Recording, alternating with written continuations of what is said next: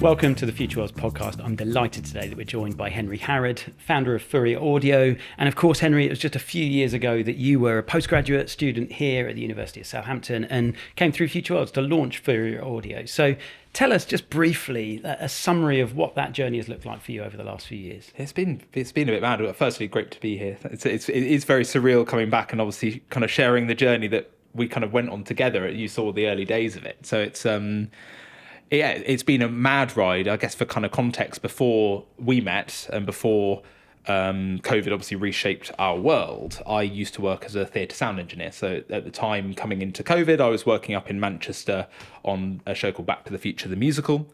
And that's obviously now moved into London, but that's all more recent times. And at the time I was working for a sound designer called Gareth Owen. And so we were talking just before COVID, and actually just before we even knew about COVID, about doing something a little bit different, but nothing really came of it. And I was fitting radio mics, I was mixing kind of musicals and working on the general circuit in the West End and the UK touring market for theatre. And COVID came along. Obviously, that had our jobs for breakfast, so to say. And myself, Gareth Owen, the sound designer, and a friend of mine, Pete Bridgman from Imperial College, where I studied for my undergraduate, came together with this time that we had to really have a think about, well, we knew we wanted to do something, and bluntly, we didn't even know really which sector. We knew really, obviously having Gareth on the team and Pete's context of what we were doing. Pete at that time was developing lighting consoles, so he was in the entertainment technology business anyway. And we knew we wanted to tackle the problem of, or the kind of lack of innovation in our eyes in the live audio space, and in particular kind of live audio technology space, which is one of those industries that I think a lot of people look at it and they don't see a huge amount of financial opportunity. And the more you dig into it, actually, you realise, A, there's a lot of financial opportunity, but B, there aren't that many people with enough context to actually make effective change. Just given it's a small market and it's fairly hidden away. You go to your concerts, you listen to the broadcast, and you don't really think about what it takes to make the audio work. You know, we've got microphones in front of us, and you're probably not even thinking about what goes into the journey from my mouth to this microphone to then the person listening at home. So it's something that we obviously specialised in as professionals and cared deeply about. And over that time of having time in COVID, we had the opportunity to really dig into what irritated us in our day-to-day and what we saw as the opportunity to build and innovate in this space. And we settled along the line of this kind of trend that we're seeing across the world, and we're seeing software obviously taking over hardware, and that's something that's quite an antiquated view. Obviously, the internet has been with us for over 20 years. You know, it's been with us for a long time now, and the concept of software is not new to the world. But what's quite surprising in the audio space, hardware is still king. Hardware is still really fundamental to the way we work. And I guess in part that's because we have to interface with the real world. Again, these microphones are here. There has to be some hardware.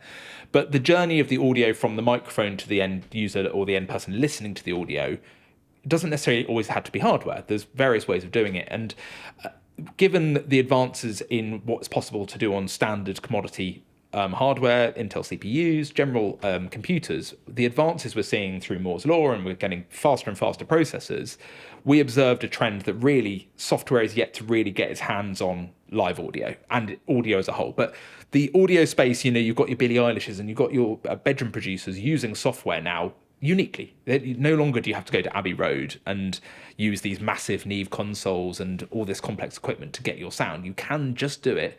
You can go on Amazon, you buy a £200 interface, plug it in, record, and release Grammy-winning albums like Billie Eilish did. So, Henry, give us a potted history of what did it look like? What did the journey look like from 2021 when you launched to where it went to? Yeah, absolutely. So, obviously, before I was working as a sound engineer, COVID came along, took away our jobs. I then came to study at Southampton University, which is when I met you guys. And that was when the kind of early formation happened. And then we incorporated in January 2021. Bootstrapped the company. Pete worked for the business full time. We then met our angel investors that then put some more money into the business. I then got awarded the Enterprise Fellowship at the Royal Academy of Engineering. Moved forward to the following year, we then raised further funds from Innovate UK and from our previous investors or current investors at the time. And then it was very, very speedy from there. Another year went by, and then in 2023, we were then acquired by DiGiCo and Audiotonics, and then spool forward another year, and here we are. Yeah. So it's like the mythical 3-year exit that you went through. It's been very quick indeed. And you started early as well. So you were, 26 when you got started? Yeah, it would have been. You know, what was the experience for you as a 26-year-old first-time startup founder? Sure. What was that perspective like for you? Daunting. You know, I think I'd had a very eclectic career. I'd been a theatre producer. I'd been a theatre sound engineer. I'd worked selling iPads in Apple. I've had a very varied career already. And yeah, it was very daunting. I knew I wanted a big challenge like this. I didn't know when it was going to come. I didn't know if I'd ever have the opportunity. And so the fact then COVID came along and obviously was so tricky for everybody, but it gave that time that I think is needed to take that step back and give you the chance. So yeah, it was incredibly daunting. It's that. That's one of the things I remember saying to when we met when I was at Southampton, is kind of like, why me? Why, you know, what is that journey to starting a company? Because it's different for everyone. Yeah, and I remember you had that knowledge of the context, like you understood the space, you had the knowledge of the tech, you were studying for a master's, and you're kind of deepening that knowledge. What you didn't have was then the commercial understanding experience. You hadn't gone on that journey before, and I know that you were kind of struggling then with that kind of, am I credible? Am I an imposter in this area? How did you deal with that? I think it's one of those things that really, it takes time, it takes energy, it takes a lot of people trusting in you. And I think I'm somebody that starts with a full tank of trust with most things, but actually when I look at myself, often I start with an empty tank. And I think it's all about finding a way of filling up that tank of confidence in yourself. And I don't think it ever gets full, and you will always have imposter syndrome, but you find various ways of coping. And I think by surrounding yourself with other people that share in that and on your journey will almost hold a mirror up and share their own experiences with you, surrounding yourself, such as with Future Worlds, but the Royal Academy, meeting other founders, meeting other people in the industry, you very quickly realise that actually most people feel very similarly. So the more you see that, that's a really helpful tonic. Yeah. And you talk about Future Worlds, RANG. What difference did they make to your experience, particularly with that kind of credibility and imposter? Sure. I think, well, it's kind of fundamental. I think it's obvious why accelerators are important in the system. For the avoidance of doubt, my take on that is it's very easy to see problems in the world. It's very hard to actually go and actually execute on solving them, and you need an awful lot of resource and an awful lot of confidence to be given to you, and people to actually rally and champion you in some way in the most often very small different ways. But having a Zoom call where someone goes, no, keep going, like you are onto something here, when actually all you want to do is stop. It's extraordinary how that all compounds. So all of the little things that comes with it, you know, obviously things like the demo day are really nice big snapshots in the journey, but the number of times we'd had conversations, but also at the Royal Academy, the fact of getting it, you then give a mentor, you then constantly meeting other founders, it all compounds as this kind of championing your journey. And really the purpose of these accelerators, to my mind, is all about finding ways to really hold people up and prop them up, and when they have bad days, really get them to keep going, because it's so easy to give up because it's really hard. It's really, really hard. Yeah. And I remember that phone call we had once you'd got awarded the RANG. Yeah. And I remember you saying actually partly it was this validation for you that you were bringing money into the business, that you were delivering a high profile award, that actually that gave you this shot of confidence with your co-founders that you were there at the table and you deserved to be there. Yeah, absolutely. I think for me, that was one of the key things. You know, you look at the founding team of Fourier, you had Pete, who's brilliant technologically and as a co-founder, so no doubting why he's there. And similarly for Gareth, from a credibility point of view, evident. You know, he's one of the best sound designers in the world, multi-Tony Olivier award-winning sound designer. So that's very clear. And then you kind of look at my position, and it's, you know, I was bestowed this rather strange title of CEO, especially when you're a small team of people, right? Because you're like, well, I'm one of the chief everything officer of, you know, it's kind of, you do everything that no one else wants to do. And I think I look at that and I kind of, back then it was this kind of really strong, potent imposter syndrome of like, I don't really understand what I'm bringing to the team. So there were those moments, as you mentioned, Royal Academy, fundraising, that were really important moments for me because it demonstrated to myself, if nothing else, why I was in my position and what I actually brought to the team. And it's obviously fairly fundamental for a business to have enough cash in the bank to do things. So, you know, in hindsight, I get it. But at the time, it's not obvious at all. And you do need people to point out to you why you. Yeah. And you talk about fundraising, and you raised funding pretty early. And I know when we've spoken about that, that's been a mixed blessing in some ways. That's totally. real positive on confidence and cash to get moving, but also other challenges around that, and it dictates your journey to a certain extent. Absolutely. I think it's kind of one of those things in my position and as co-founders, when you start, you are the boss. You are literally in control of your own destiny between, in our case, the three of us. And nothing can change that. At that point, we didn't even have any customers. So from that point, it's just a downhill slide, because you'll have customers who become your boss in the form of that's your revenue stream. And you'll have other stakeholders coming to your side in whatever form that is, be that on your board, as advisors, or indeed as investors through other kind of stakeholder means. So I think that's one of the things that I think we knew. You could look at it and you go, it's kind of obvious in hindsight. But at the time, I don't think we fully thought that through, of just the impact that would have. Now, in our case, it actually turned out very positively. And so I look back and I go, well, it was great. But certainly I see a world where, and you see it in other businesses, where actually raising investment quite often is simply not the right way to go. And so, in our case, we did raise money and it all went well. And we had an amazing team of angels with us. But there was absolutely an alternative universe where we could have bootstrapped in a different direction and raised revenue sooner rather than later with alternative product. It was just the direction we took, and there's certainly lessons to be learned, but it's obviously gone very well for us. And you talk about lots of the people that were around you through the accelerator here at Future Worlds, Imperial, Sure. REng. What was some of the advice that you got in those early stages that made the most difference? I think the thing for me that made the most difference, and this is actually quite a selfish answer, was that it gave me the confidence to do what I did with the company as one of the co-founders, because I really did have quite significant imposter syndrome coming into it.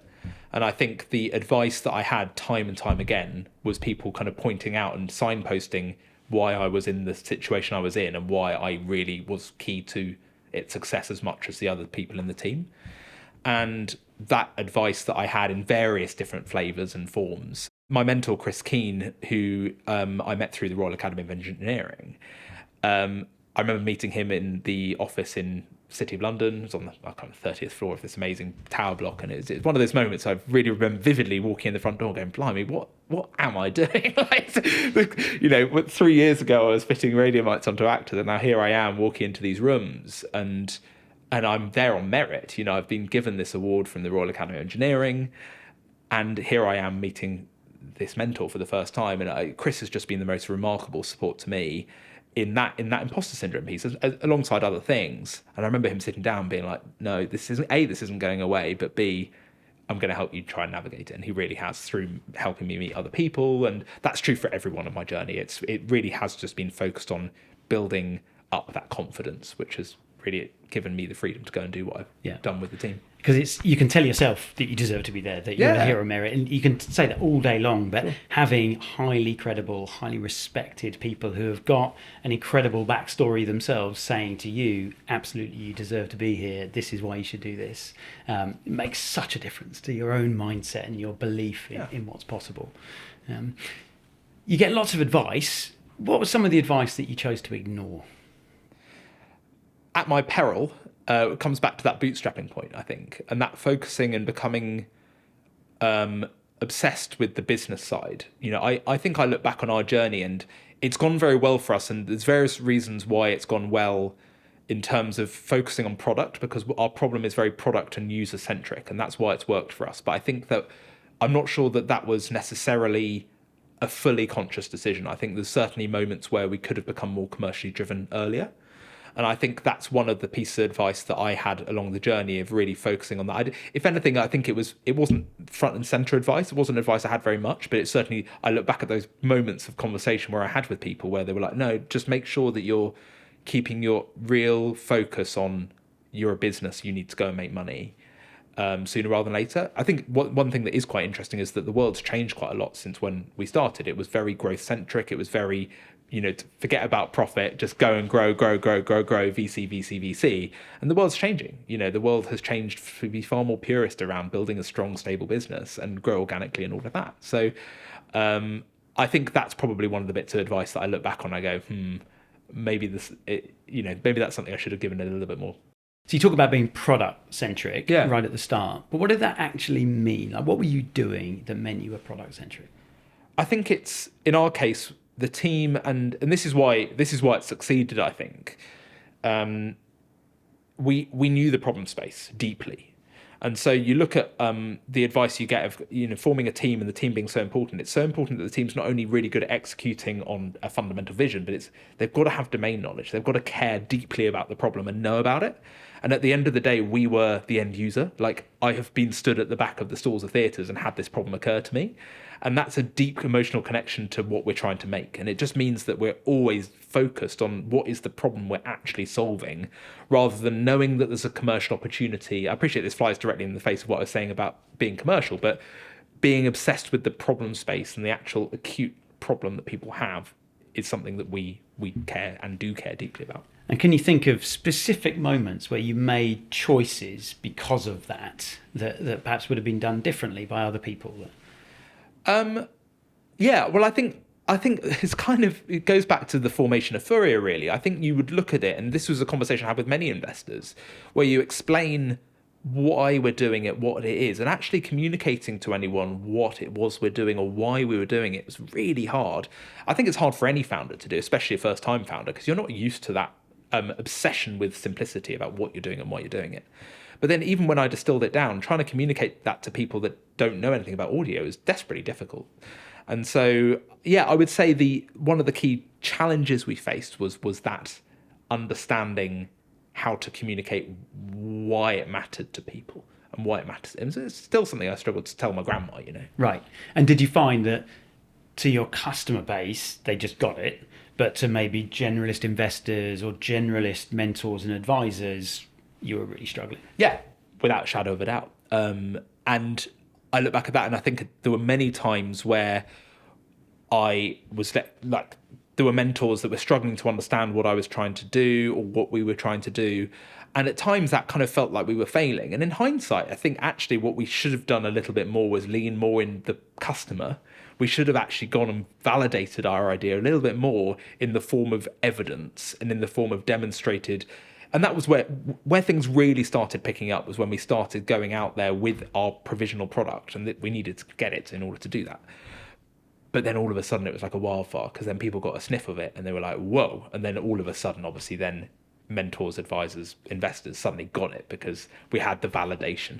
But getting to that validation did take us a while, but we had to, because it was a hard technology to make. Right. And talk me through that first time you start getting product in the hands of customers, and you say it's like going like wildfire. What was that like? Yeah, so getting product into the hands of customers is one of those unique moments. Ours, we worked with a couple called Rampton and Ben, two sound engineers, and they took the product out on Professor Green's UK tour. So they took such a leap of faith with us. We'd been introduced to them through our network, and they were happy to give it a go. And this was early stuff. This was like, it was barely working. The technology was such in its infancy. And I remember being stood with a team at the back of the Shepherd's Bush Empire, and Rampton, bless him, he kind of had decided that he was going to put it what we called the left-right, but that's the main PA system, and he was going to put all audio through it, through this plugin. We run the audio software live, right?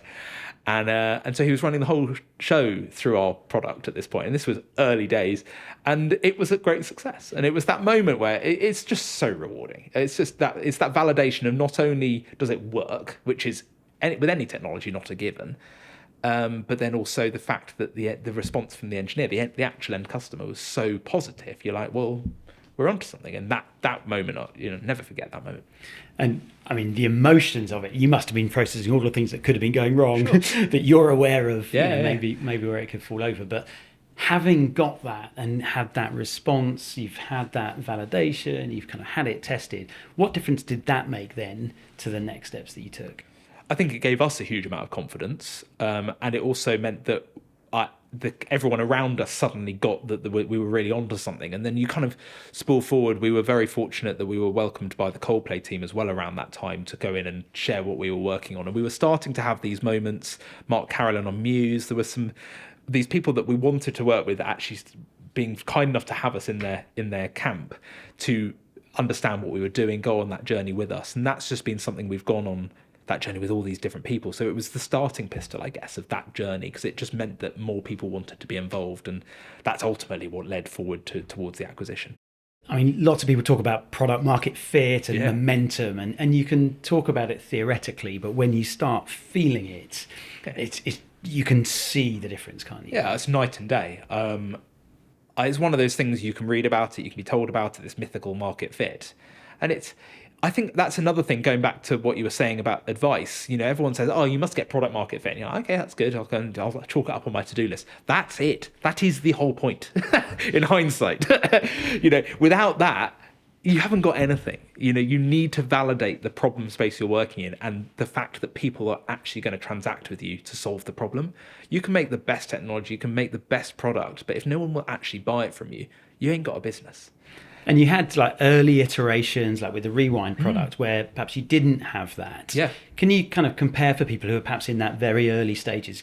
What are the differences? What did it feel like in the first one when you didn't have it, and how did you track that it was different when you did? Totally. So our first product, Rewind, it was never built to be that kind of gangbuster product. So we knew that it was never destined for great heights, but we certainly thought that it was going to have more market fit than it did, without a shadow of a doubt. So we put it out there and people were using it, but my goodness, the sell was up. It was a hard slog selling it. And understanding why, there were various challenges with it, and we had the opportunity to fix some of those, but really digging into it, you were looking at it going, is this the wildfire we need to make here? And the blunt answer was no. So we had a chat at a board level. We had investment at this point, and we did a very quick month-long kind of understanding process of trying to go out there, understanding what it was about it. And we reached the conclusion that it was time to park it, continue supporting it, but crack on, move on to the next phase, which was the product we wanted to make, which was now the transform engine.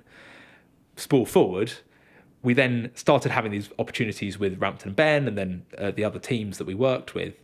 And the feeling was just stark. It was just all of a sudden, everyone just wanted to be involved. And it's very hard to kind of put flesh on the bones and actually point to like discrete moments in time, but you will know. But you'll know either way. And I think the thing that so Richard, who was the chairman of our board, was brilliant at steering us towards the decision of parking it, because it would be all too easy to dig in and keep going. And actually sometimes it's better just to stop, look around you, take some time, breathe, don't kick yourself for getting it wrong, because you haven't necessarily got it wrong. You can't dictate it, but make sure you don't dwell on it. You crack on. Because it's so difficult, isn't it? When you're there at the coalface, you have this confirmation bias. You desperately want it to fit. You keep looking for the signals that are saying that it's okay, and you can just keep on in that denial for far too long. So you talked about this month-long process of understanding. What did that actually look like? What did you do to then make that decision? So if I recall, it was a while ago now, the key thing was going out there to customers and actually going out to speak to end users and go, well, why haven't you adopted this? And quite often they'd heard about it, which was a good sign. If anything, it validated further the market fit wasn't there. But in our case, the problem was centered around a complexity of installation and actually using the product. And the cost, time-wise, for the complexity wasn't worth the solution. That was the simple truth of it. They wanted the solution, but it wasn't worth the time it required to integrate it. And that was our simple problem. So we went out there and really did some quite deep conversations with people. But, the mum test is the kind of classic thing, right? You go out to people when you're making something and you say, oh, I'm making this. And they go, oh, that's nice. Yeah, great. Let me know when it's done. Oh, I've got something. You make it and they go, oh, okay, that's nice. Give me a free license. And you're like, no, I want you to pay for it. And you're like, and they don't. And you're like, oh dear, where's it gone wrong? And I think just understanding that people will be like that. It's natural to want, people are trying to champion you, but sometimes you've got to be blunt with yourself and ask the really hard question of, is what you're making actually what the market wants to pay money for? Yeah, and it's often easy, isn't it, at the early stage to describe a problem and we can fix this problem. Sure. The gotchas are in there. Well, how is it actually going to work? Who's actually going to adopt it? What hurdles will there be along the way that then mean it's difficult to integrate, it's difficult to install, it's difficult to maintain? And that's often like the devil's in the details. And I think that's the difference between a successful and unsuccessful business, to be honest, especially in the startup phase. Yeah. So there's a lot of options you have right at the start of the journey as a founder. Like, do I take investment? Do I try to bootstrap? Do I focus on product? Do I focus on this market? some of those decisions can be absolutely fundamental and set your direction of travel. Some of them, you can change afterwards. Sure. How did you make some of those big decisions of particularly the direction that you were going to take? Yeah, I think a lot of it, you look back and the journey we went on in the early days, it's like you've got this Play-Doh and you're shaping it into it. And it's also, with a co-founding team, it can be quite hard to know how do you shape it as a team? Like, which different forces are pulling you? Obviously, the world was also radically changing around us. And so it's difficult to point to exact moments when we set clear headings. There definitely were moments of that, and they were made as team decisions with the three of us to begin with, certainly around wanting to get to the point where we could sustain Pete's salary in the early days with Rewind. That was a clear decision, and we made the decision and we went. But that then set a really clear heading of where we're going beyond that, which was the kind of more fundamental vision of Fourier and bringing software to the live market for audio. You then spool forward to other key decisions that we made to, shutting the door on Rewind. That was a really fundamentally important decision to make as a business. And so there were these kind of chapter bookmarks kind of along the way. And then obviously at the end of the acquisition, that was a huge moment of decision. We had various different avenues to go down. We could have just gone headfirst into revenue generation in the form of either joint ventures or selling product. We could have raised further funds, but the fundraising landscape at that time, and is right now, is wretchedly difficult. Or we had the option with multiple parties around the acquisition, and that's what led to those kind of... There's so many different moments of key fundamental decision making, but how did I make them? I think principally it was making sure that I had all the data. I say I didn't make the decision. Sure, often I had to execute upon the decision in my job. But a lot of my job is trying to understand what the right decision is for everybody who is involved, initially for the three of us, and then at the end, what wasn't a small number of stakeholders and employees, trying to decide what's fundamentally right here, what is the right thing to do for the company, for the people, the stakeholders and the industry. And you chose acquisition route. Indeed. People sometimes talk about the mythical 3-year exit. Well, sure. In less than 3 years, you went from launch to exit. Yeah. Why did you choose that route? Again, I caveat that it wasn't my choice in as much as I didn't wake up one day and go, we're doing this now and off we go. That's not how I and we work. It's a difficult question to know, why did we choose that route? I think going back to those options, why did we choose the route of acquisition? Well, we had the option to go and raise money. I think we knew, going back to, it's very, very hard in a space that investors don't naturally understand. It's very hard to raise money in those industries. Another thing that I'm often frustrated with from an investor perspective, and still am frustrated, is that investors will often want to see a market size that is mad big, because the broad stroke is, they'll get 1%, happy days. Whereas often that's not the case. In our case, we were a team very specialised in an industry that's got a lot of money, and there's a lot of money going around in it, but we were going for a much larger market share, and eloquently putting that forward as a kind of clear, this is why we're doing it, this is how we're going to do it. It was struggling to stick. And I think I wish investors were slightly more open-minded at looking at the team and actually dissecting that a little bit more than just looking for the next Facebook. It's not all about that. You can make great business that isn't the size of Facebook. Anyway, slight tangent there. But so that was one route in terms of raising money. We decided, we were doing that in tandem, but it bluntly wasn't going very well. The other slightly more interesting one was going towards revenue and building the business organically through joint venture and through selling product. And that was something that was starting to really the touch paper had been lit and it was off. We were in really exciting conversations with third parties, other companies. We were seeing a great B2B marketing opportunity.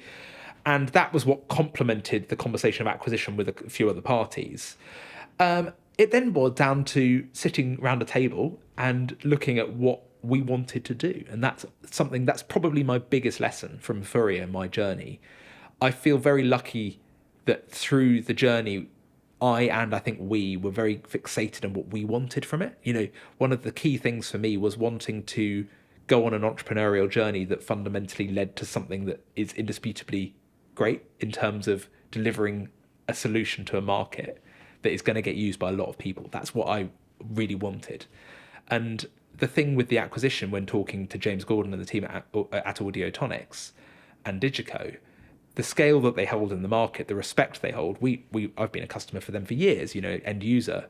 it was evident that for me personally, the opportunity for the scale, the impact of the product was going to be enormous. And that ultimately was my reason. I can't speak for the others, but my reason was the immediacy, but also the kind of lock-in of impact was just, I couldn't say no to it. It sounds like it comes back to that product focus, that this was about getting product to have an impact on the market. And what does that look like post-acquisition for you? We were acquired last year on the 5th of May in 2023. And since then, the whirlwind has continued. I think part of the kind of naive bit of you, I think I'm ever naive. I think most people are. You kind of go, oh, maybe it'll slow down, or maybe it will change. You know, it has changed, of course, radically. But my goodness, there's new challenges. And fundamentally, the thing that makes me tick as well is there's lots of learning, which I love. And it's been a hell of a learning opportunity. And it's been a big shift from my job of really the existential threat to the business was my key duty in my role, was making sure I had obviously as a board, we fundamentally have responsibility, but day to day, I was doing an awful lot of contingency planning, understanding we were employing people. I had to make sure that fundamentally the beating heart of the business is looked after. That changes post-acquisition with a company that big, right? The existential threat in terms of your day-to-day, can you pay the salaries, it doesn't go away, but it shifts radically, right?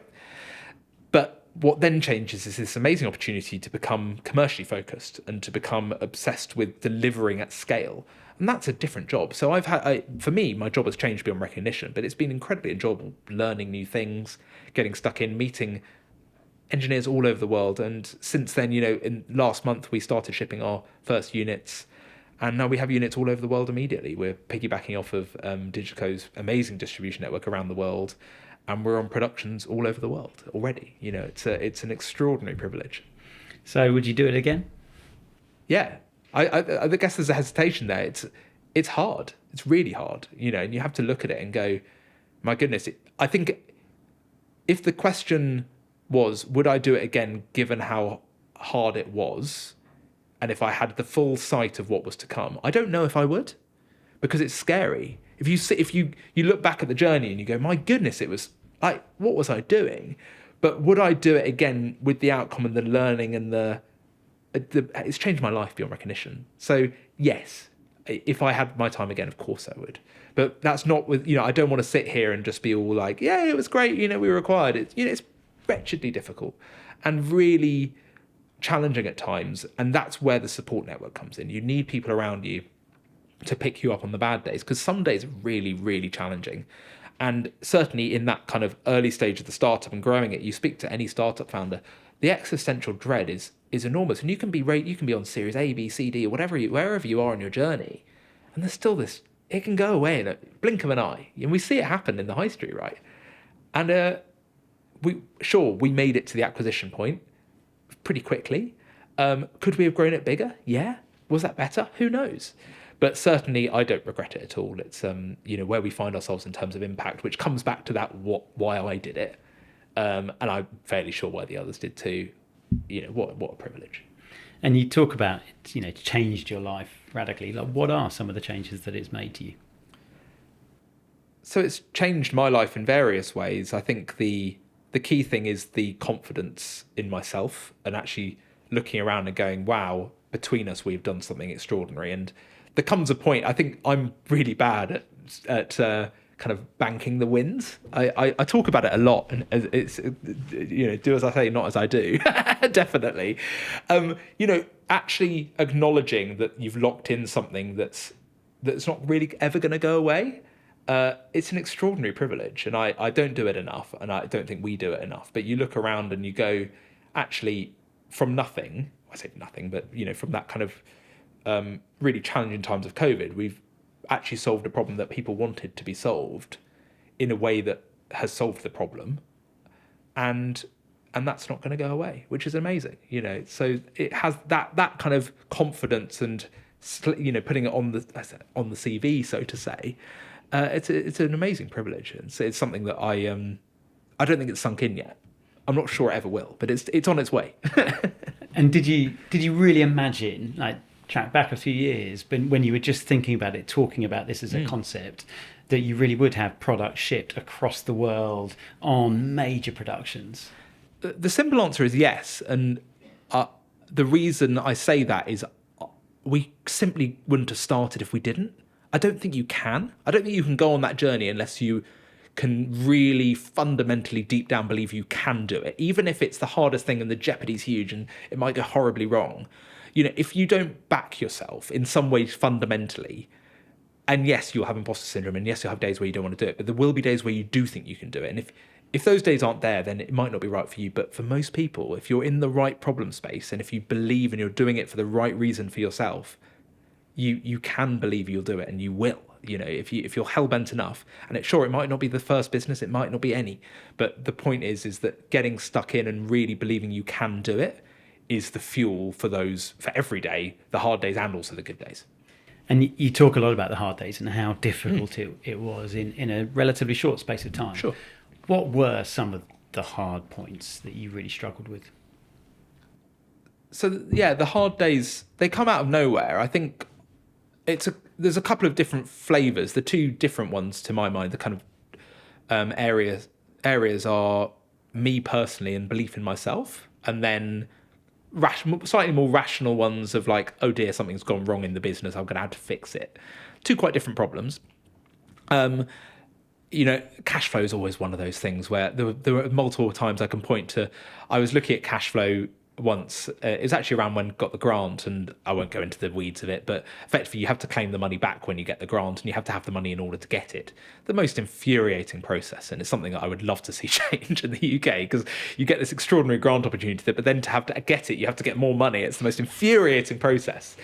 And that was a challenging time, because it was this juxtaposition. You just got this amazing grant. We were on cloud 9, and then I was there looking at the spreadsheet going, my God, I'm not sure we can do this. I really wasn't sure we could do this. But that is where having others around you to pick you up is key, because the others came around and were like, hang on, you're looking at this the wrong way. Look at it like this. And I was like, oh yeah. And that's why when I look at solo founders, I'm like, wow, how do you do it without that? So those hard moments, having a team around you, being either in co-founders or in employees or stakeholders or board, whatever, is key, because when you get into those ruts, it's kind of only natural, but you need someone to help you see it a different way. Where it is also tricky is when it's with yourself. And I think often that's, for me, where having the broader support network outside of the business has been so valuable, because quite often you can't have those conversations with your co-founders or with the company, because it has to be the swan, right? You've got to be seen to be doing, gliding along gracefully. And yes, you can have some fundamental conversation, and do. But having a broader support network for you, I think, is really important, and has helped me enormously. And that's where Future Worlds, REng, mentors, advisors, simply couldn't have done it myself without those people. And you talk about the benefit of having co-founders around you in that. How did you choose to go into it as three of you as co-founders? What have been the best bits? What have been maybe the most challenging bits of working as a 3 co-founder team? Yeah, I think after that initial period of understanding myself and what I brought, seeing individual strengths and having 3 very individual people around a table has been amazing, because we are very different, but then fundamentally what we believe in isn't the same, and actually we execute very well as a team of 3.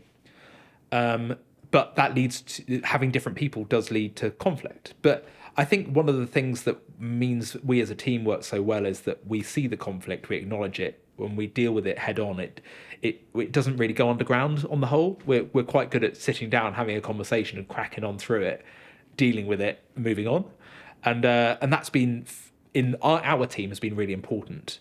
Having co-founders is something that I used to be a theatre producer when I was just out of university and started a business. I've started a couple of businesses around there. And I did it on my own, and it was so lonely. God, it was hard. And having people at your level with you, firm co-founders, in our case, equal shareholders, it just meant the world, because it just means in those tough moments, you're in it together in equal measure. And yes, a lot of people look at it and go, oh, you shouldn't be equal shareholders, or it should be done this way or that way. For us, it was the right way, without a shadow of a doubt. So is there any specific advice you would give to people who are looking at launching a company with co-founders? Yes, I would say, remember that the journey you're about to go on is equivalent to that of a marriage, honestly. It sounds cliche, but it really is true, in as much as it's very hard to walk away from it.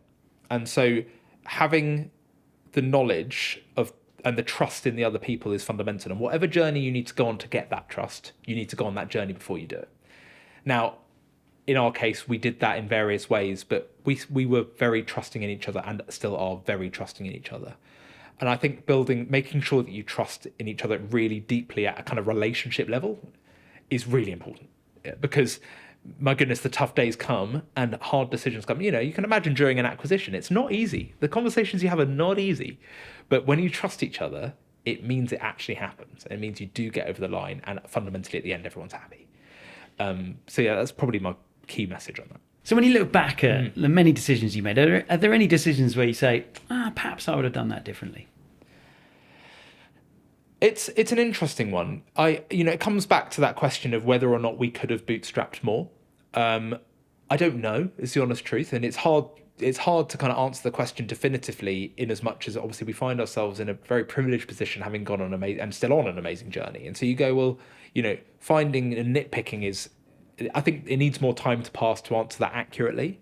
But something that I will always look back on, and I see this when looking at other investments and other startups out there, I think fundamentally getting to grips with that market fit sooner rather than later and knowing if you're onto something is something that everyone should do as soon as you possibly can, and becoming obsessed with doing that really rapid iteration.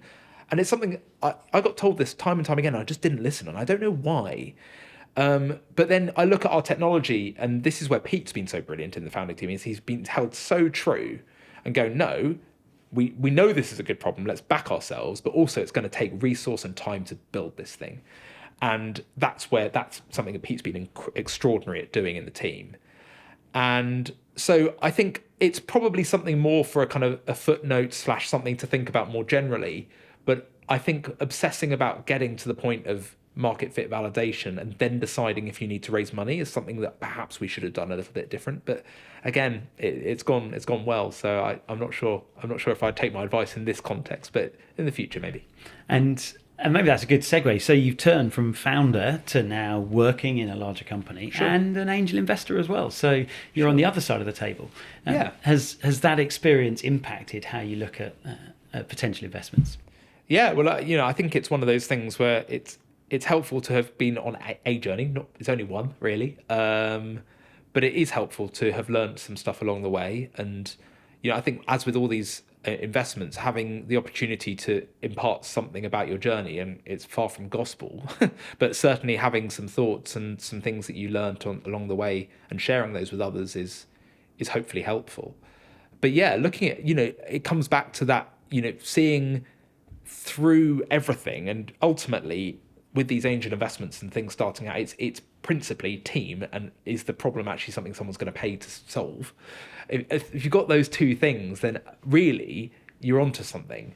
And even you can strip away the problem sometimes, and if you've got a great team, as long as they've got the correct domain knowledge in the rough domain they want to work in, you're onto a bit of a winner there. But finding those teams is hard, and empowering them enough and trusting them enough is also very hard, as an investor. But I'm just starting out. I wouldn't necessarily claim to have any real insight in how to invest, certainly.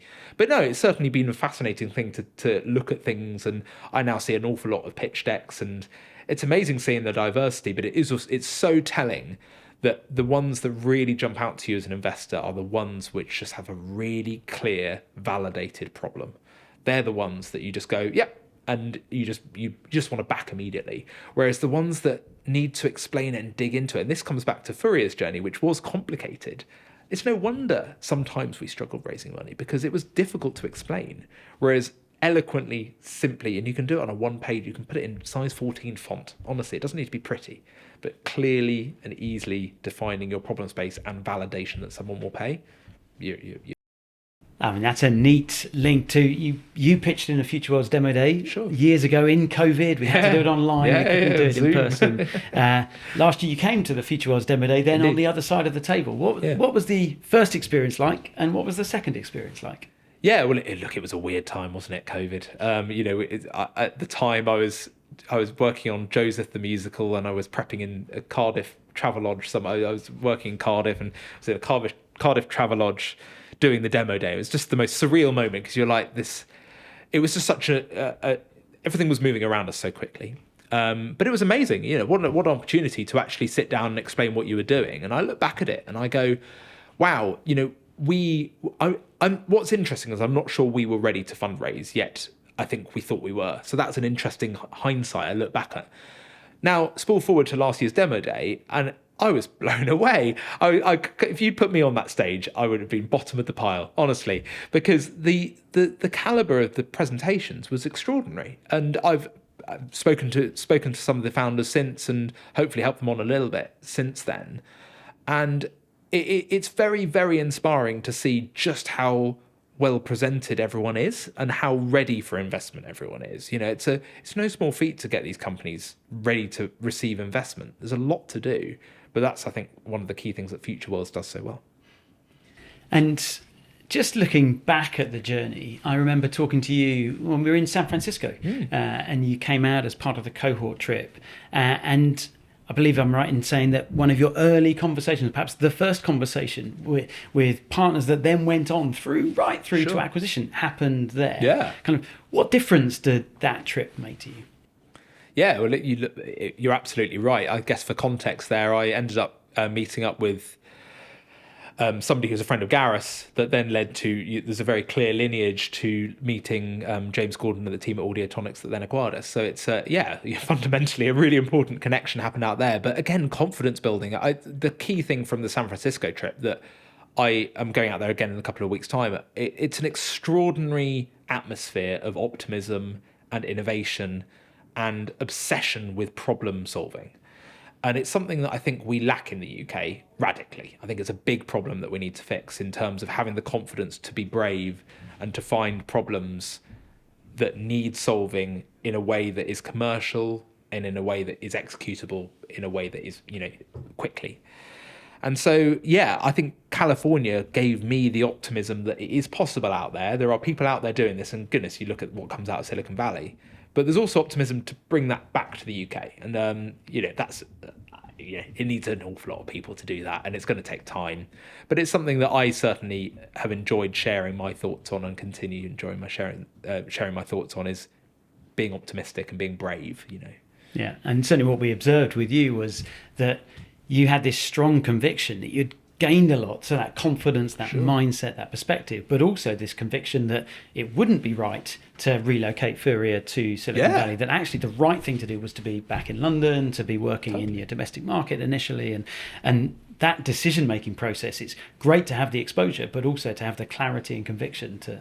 Again, it comes back to, what do you want? Did I want to move to... If I'd wanted to move to California, who knows? I might have had a conversation with Gareth and Pete and gone, I want to move to California, and then we go on that journey. But I think it boils down to, what do you and the team want from the journey? And we knew that the right place for Fourier was London. We're still there. We're in Denmark Street, Timpan Alley in Soho still to this day. And it's the right place for Fourier for all sorts of reasons. But bringing that bit of California back, very important. Henry, I could talk all day, and it's just brilliant to hear not only the journey, the story, but also the specific advice and the practical tips that you've given to aspiring founders and turned investors as well. So thank you so much, Henry. Thank you for joining us today as well. Make sure you don't miss out on any of the other podcasts in the series. Make sure you follow Future Worlds. And if you are an aspiring founder at the University of Southampton, then make sure you get in touch with us and see where your journey could lead. Thank you.